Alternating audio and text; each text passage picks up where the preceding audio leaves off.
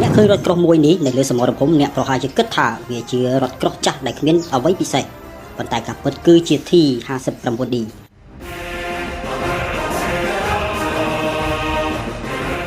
រថក្រោះដែលមានប្រវត្តិជាងកន្លះសតវត្សរ៍ហើយនៅតែអាចប្រយុទ្ធបានរហូតដល់សប្តាហ៍ថ្ងៃ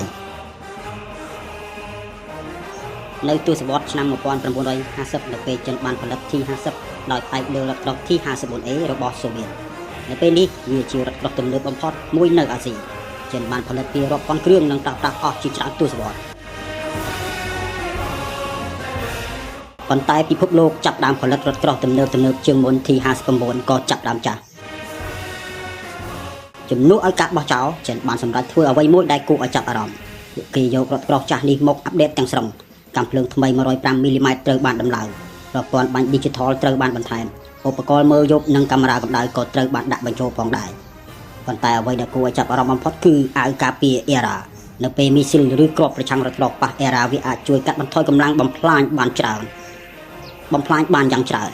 នេះធ្វើឲ្យ T59D មានឱកាសរស់រានមានជីវិតលើសមរភូមិខ្ពស់ជាងមុនរថក្រោះមួយនេះមានទម្ងន់ជាង36តោននិងអាចបើកបានល្បឿនជាង50គីឡូម៉ែត្រក្នុង1ម៉ោង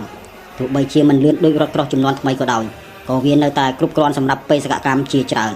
ប៉ុន្តែ T59D ក៏មានចំណុចខ្សោយផងដែរដោយសាររចនាសម្ព័ន្ធដើមរបស់វាចាស់ហើយការពារมันអាចប្រៀបធៀបជាមួយនឹងរថក្រោះទំនើបដូចជា M1 A5 ឬ Leopard 2បានទេប្រសិនបើត្រូវប៉ះគ្នាផ្ទាល់វាអាចស្ថិតក្នុងស្ថានភាពលំបាកប៉ុន្តែសម្រាប់ប្រទេសដែលចង់បានរថក្រោះមានប្រសិទ្ធភាពក្នុងតម្លៃសមរម្យ T59D នៅតែជាជម្រើសដ៏ល្អនេះហើយជាមូលហេតុដែលរថក្រោះមានអាយុជាង60ឆ្នាំមួយនេះនៅតែបន្តបម្រើនៅក្នុងកងទ័ពមួយចំនួនរហូតមកដល់សប្តាហ៍ថ្ងៃចុះអ្នកគិតថារថក្រោះចាស់ដែលត្រូវបានអាប់ដេតបែរជាអាចប្រយុទ្ធជាមួយរថក្រោះទំនើបបានទេសរសេរមតិរបស់អ្នកនៅខាងក្រោម